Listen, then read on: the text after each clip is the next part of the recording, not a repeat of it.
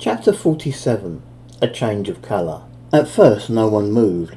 The gathered harpies all seemed to be glancing at one another as if they expected someone else to do the task. There were even a few squabbles breaking out among the harpies, as some of the least popular girls were being nagged incessantly that they were the ones their new chief intended. "Gagara," Reyes said. He walked over to where his girlfriend was standing and placed an arm gently over her shoulder. "You are the leader of this village now." "Yes, handsome," Gagara said, turning her head and looking into his eyes. He felt certain that she somehow knew what he was about to ask. Reyes decided to word it as diplomatically as he could. He was only too aware that even though he spoke directly to Gagara, as long as he spoke above a whisper, he could be heard by just about every harpy in the village. "I want you to choose a group of our most capable huntresses from among those gathered before us, have the elves escorted to the cage, and bring the prisoners over here. Line them up next to Jenni." "Of course, handsome," Gagara said with a smile. It seemed to work to an extent. The crowd of harpies were now trying to put themselves forward as being among the most capable of the village's huntresses. One that Reyes thought would easily qualify as being more than capable was Groma, but Groma made no move. She just stood there looking at Gagara with jealous hate in her eyes. Gagara turned her attention to one of her two bodyguards. "Escort yourself to the cage, would you?" The elf put up his hands, both to prevent himself from being manhandled and as a sign of capitulation. "I can manage." He climbed calmly to his feet, looked once at Gagara and then at Reyes, as if he couldn't believe that they were doing this, and then he began the slow walk towards the cage. He muttered something under his breath in what Reyes assumed was Cassitellan. It seemed clear that the elf leader didn't plan to try and escape. Nevertheless, Gagara told one of her bodyguards, "Stay with her. Make sure she reaches the cage." The bodyguard nodded, and then began to follow the elf. It seemed that Gagara was having less trouble ordering her bodyguards to perform small tasks than Reyes did his. "I want you to come with me," Gagara told the remaining guard. A moment later the two of them were in the air and flying over the gathered crowd. Reyes watched her for a moment. He loved looking at harpies in the air. He loved watching Gagara flying. She wasn't airborne for long though. Shortly after Gagara and her bodyguard had flown over the gathered crowd, they disappeared from Reyes' sight, presumably landing near the flatbed cart. Reyes hoped the carts were there. It might explain some of the reason why the harpies had been so hesitant to carry out his command, if the carts had already left. Reyes eyed the fire wantonly. It was a cold day, and it'd be nice to just stand here and get warm by the fire for a bit. Instead, he walked over to where Jenni was standing. The two guards set to watch over Jenni were still here. One stood on either side of her. Clearly they were still in the mindset that Jenni was some kind of prisoner. Reyes ushered the two guards away. "You may go," he told them. Apparently Quinagoff wasn't too happy with Reyes doing that. She rested a hand on his shoulder and said, "She should be watched, my chief. She might be dangerous." Reyes glanced round at his bodyguard, disbelieving what he was hearing. "Here you are, a big, strong harpy, and you're worried about one little human?" "Little?" Jenni protested. "I'm taller than you are, Reyes." "I'm worried for you, my chief," Quinagoff defended. Reyes looked at Quinagoff. "I accept that you and Nida," he nodded his head towards Nida, "have a job of being my bodyguards, but you really don't need to protect me against my friends." The two guards who had been watching over Jenni stepped away from their ward and took to the air. They flew over to where the other harpies had gathered and took their place in the crowd. "As you say, my chief. I hope you know what you're doing," Quinagoff commented. Jenni looked defiantly at Reyes for a second, as if she really did intend to attack him, but then she smiled. "Reyes, I'm serious about Groma. She might try and attack you, but I think she has her eye on displacing your girlfriend." "You think so?" Reyes asked. He glanced round to look at Groma. The old leader of the village was standing on her own, several feet from anyone else. If anything, she looked a little lost. No one was engaging her in conversation, and she wasn't offering to lift a hand to aid anyone. It looked as if she'd been effectively ostracised by the rest of the village, and from her attitude, she had to be partially to blame. Jenni was right. Although he hated the idea of having to kill her, she couldn't be allowed to stay with the village. "Look at her," Jenni insisted. "Read her body language. Look at the way she keeps her eyes on Gagara every second she can. There's a harpy who thinks she'll be able to remove your rival and take back her place as leader of the village. I tell you, you can't trust her." "You really think so?" Reyes repeated. Groma certainly did seem to be paying a lot of attention to what was going on towards the back of the crowd, but then nearly everyone else in the crowd was doing the same thing. "Horse and tiger race," Jenni pressed. "Think about it. There are only two things you can do with someone like that. You either give her back her position as leader of the village. Gagara wouldn't like that, Reyes declared. Or you kill her, Jenni finished. She'd wait outside the village, bide her time, and then strike at you when you aren't ready. If you kick her out of the village, she won't even have to pretend to be loyal to you and Gagara. Reyes had always learnt to trust Jenni's judgment in the past. Right now, her words were tainted with hatred specifically aimed at the harpy in question, and yet somehow he felt that they were also tinted with wisdom. If he let Groma live, he could be putting Gagara's life in danger. Yet he couldn't bring himself to kill the huntress in cold blood, even if it was the harpy way. There was a commotion somewhere beyond the crowd, but the sound of it, the elves were not willing to come peacefully with Gagara and her chosen huntresses. Reyes looked at Quinagoth and then at Nida. What do you two think I should do? About what? Nida asked. Reyes hesitated. He and Jenni had been conversing in Flourish, so in all likelihood neither of his bodyguards understood a word. What do you two think I should do about Groma? It seemed that Groma was close enough to hear her own name mentioned. She turned her head towards Reyes, clearly listening in on the conversation. You should kill her, Quinagoth said simply. She could cause you a lot of trouble, my chief. I agree, was Nida's offering. Reyes could see Groma extending her claws. She was also looking up towards the sky as if considering her chances of escaping. Allow me to kill her, Jenni commented. Jenni, Reyes looked at his sister with shock on his face.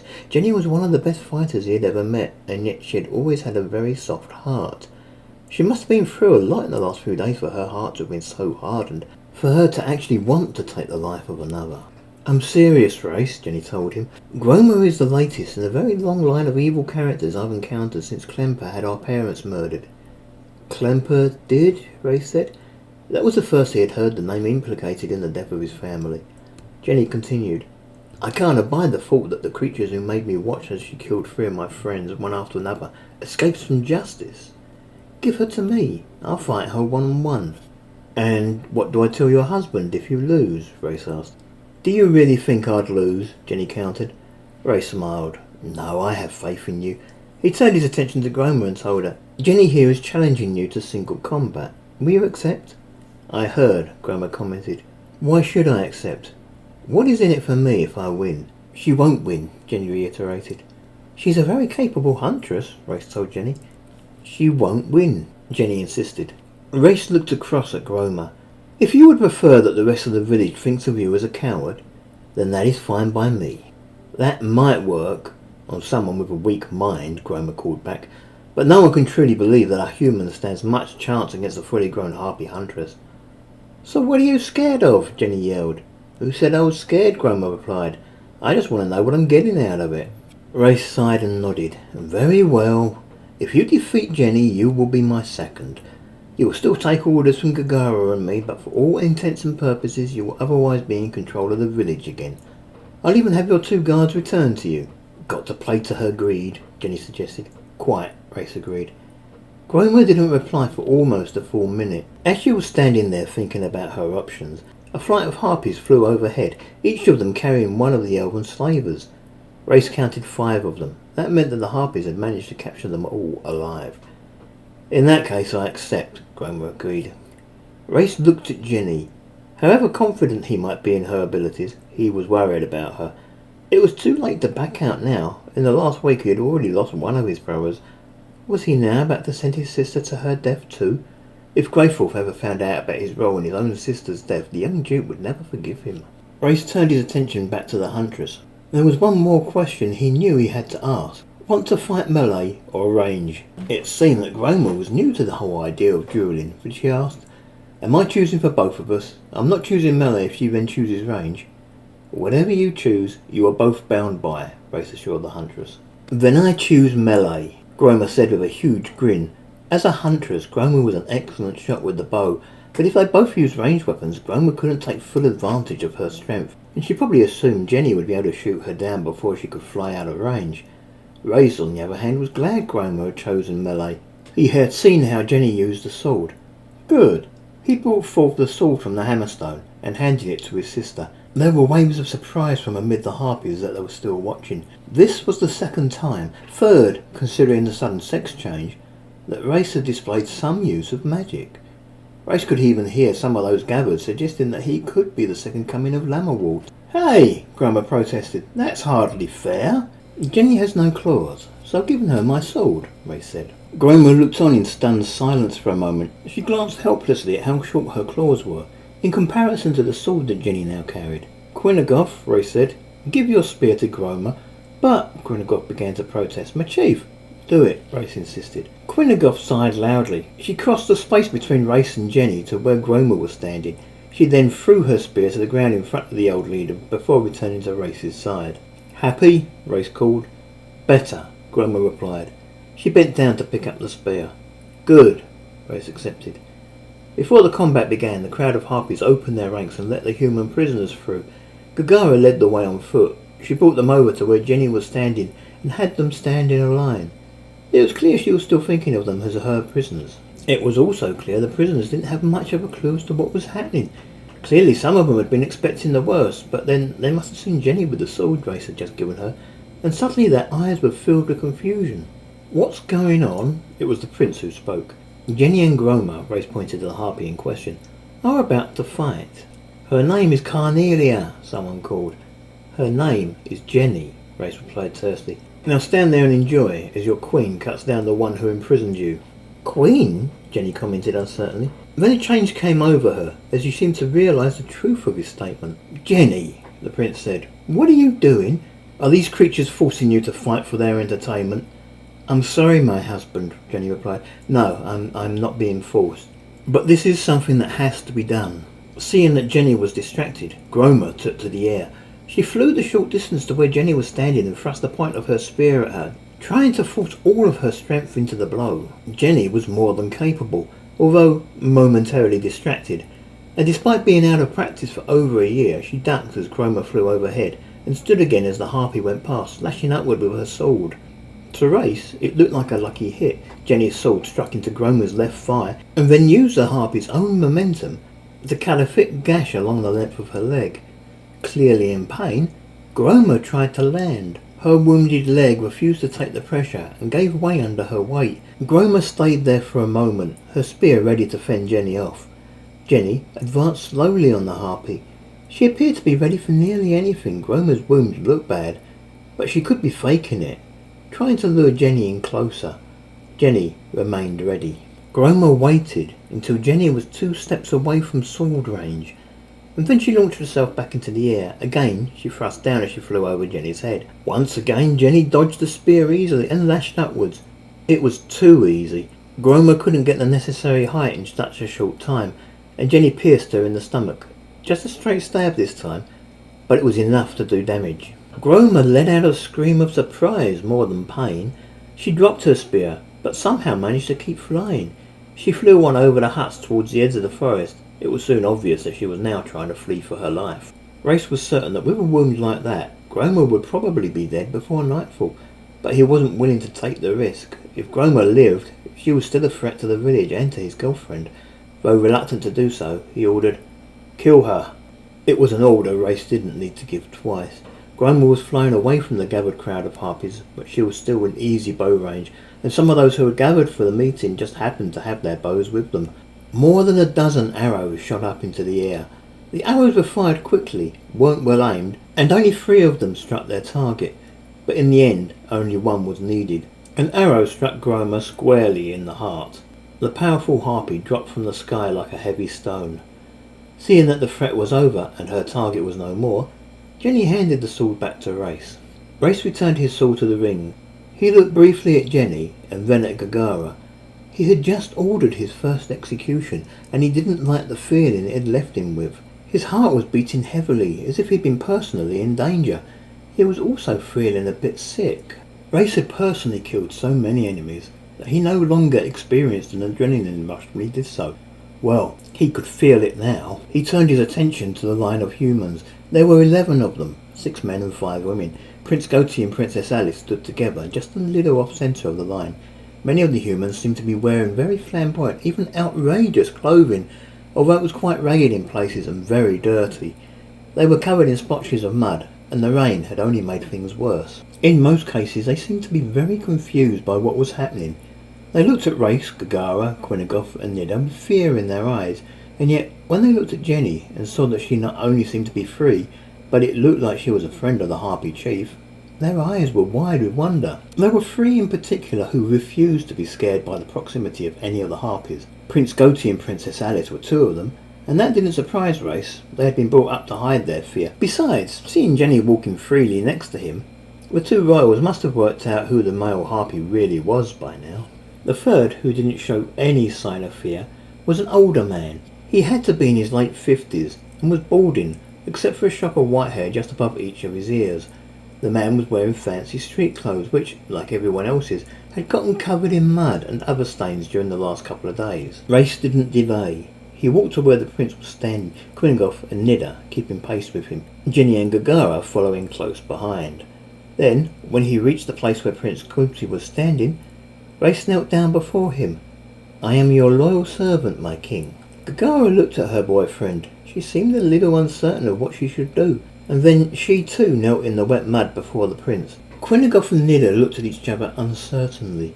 The two of them stayed on their feet, keeping a careful eye on every little move that any of the humans made. For a moment the prince seemed at a loss for what he should do. He looked to Jenni for help. "It's Reyes," Jenni voiced. "You remember Reyes, my brother?" "I guessed," the prince replied uncertainly. He looked down at the young harpy and placed a hand slowly and gently on Reyes' neck. He glanced quickly at Reyes, his two bodyguards, scared that he might trigger some sort of defensive stance, but the two just looked on. They were watching him carefully, but they didn't intercede. "Please stand. You're embarrassing me." Reyes climbed back to his feet. There seemed to be quite a bit of consternation among the gathered harpies. Just who was this human that was somehow able to demand the respect of their new chief? "I must apologise, my king." "I am not your king, Reyes," Prince Goatee commented. But even as he spoke, he seemed to realise something. Reyes hesitated. "Then you don't know? Forgive me for being the bearer of bad news, my liege, but your father is dead." The prince nodded uncertainly. "I saw the image in the sky the other day. I assumed any mage powerful enough to cast such a spell could also fake the circumstances portrayed. Are you sure my father is really dead?" "The whole country saw that image, my liege," Reyes declared, "and yes, I'm afraid your father is dead. His head sits atop a spike just outside the palace of First Town. I am truly sorry." Prince Goatee nodded, going very silent. His eyes found the ground. It was a few moments before he spoke. "I had hoped he would have survived, but we got separated and in the end I was unable to send him the help he needed. I deserted him. I killed him." "No." Reyes rested a hand on the prince's shoulder. "It is better for your country that you survived, for the royal family to continue. You didn't kill him, the elves killed him. I need to get you home. My brother Greyforth still fights against the invaders, and it would do the people good to know they still have a king." Reyes glanced at Jenni. "And it would do my brother good to know that his sister still lives." "Can you get us out of here?" the prince asked. "Nothing easier," Reyes assured the prince. He turned to the gathered harpy crowd. "This human I've been talking to is Goatee, heir to the chiefdom of the land of Floreth. And since the recent death of their chief, she is now the rightful ruler of this country. You might wonder why I care. Well, about a year ago this human saved my life. In return, I plan to do everything in my power to return her to her rightful place on the throne. I am therefore throwing my full support behind her in the war. We no longer fight on the side of the elves. From this day on, we are bought and paid for by the humans." There was silence. Reyes had heard people give rousing speeches before. Speeches that were so powerful they could make the blood of those who heard them boil with righteous fervour. In every case such speeches ended with a roar of cheers and shouts of encouragement from the crowd. This speech had no such reaction. The gathered harpies looked at each other in silence. Finally, one of the harpies chose to speak. "The elves were slaughterous." "No," Reyes replied, trying to reassure them. "We aren't going to advertise the fact that we have changed sides. We will continue to act like we are fighting for the elves, but we will really be doing everything we can to assist the humans in their war effort. I'm not going to agree to any battle plan that places our girls in the front line. There's nothing more than fodder for the enemy's missiles." To this, the harpies seemed a little more accepting. There were still no cheers, no cries of eagerness from the gathered huntresses, but neither did anyone give voice to doubt or derision. Reyes sighed. That would have to do. Perhaps the harpies would be more willing to accept Reyes' plan once they got an opportunity to kill a few elves. "Reyes," the prince commented. "Yes, my prince," Reyes said as he turned his attention back to the country's rightful monarch. "Just over a year ago my father sentenced you to death," the prince commented.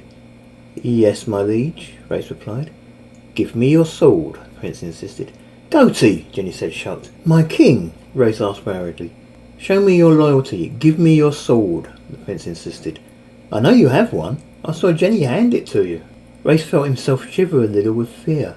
He produced the sword from the hammerstone, and perhaps more than a little reluctantly handed the blade to the prince. He found it a little hard to believe that after everything he had done to rescue the prince and his sister Jenni, that Goatee could really be thinking about carrying out his father's sentence.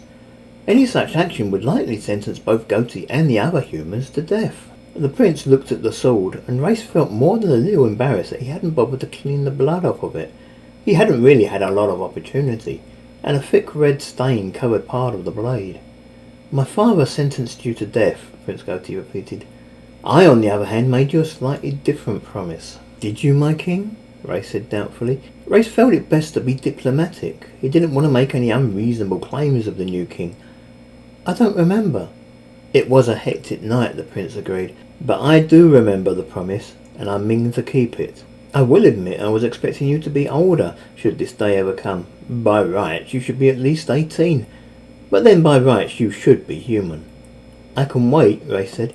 The prince shook his head. I may not have been officially crowned yet, but if, as you say, my father is dead, then I am truly king. If I can't change the rules to suit the situation, who can? Reyes was speechless. Reyes de Moff, adopted son of Grunhay and Breadim de Moff, brother to the current Duke Rayforth de Moff, Tyr de Moff, and Princess.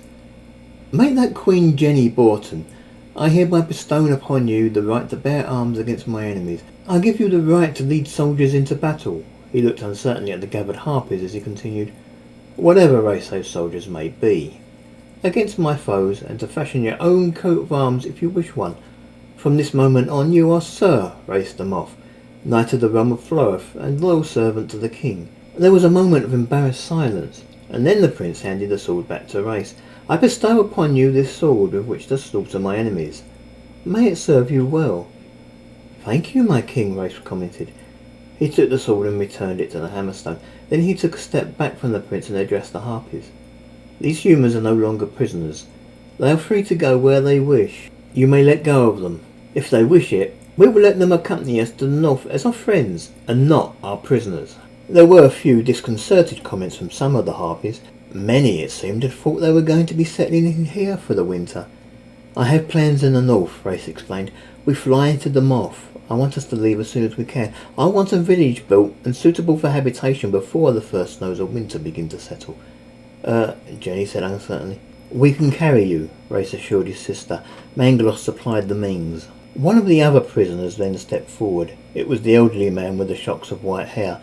He approached Reyes a little nervously. If I understand correctly, we're free now, he commented. We are, Jenni agreed. We're going to be escorted north to meet my brother. With the harpies, the old man asked. They're on our side now, Jenni said in a reassuring tone. I'll stay here, the old man replied. But, Jenni tried to protest. No, the old man insisted. I don't trust them. I've lost a lot of good friends to them. I'll not go anywhere voluntarily with them. There's nowhere else to go, Jenni said. The country is under the Elven thumb. Your best bet is to stay with us. Cities like Borton are still in our hands, but not for long.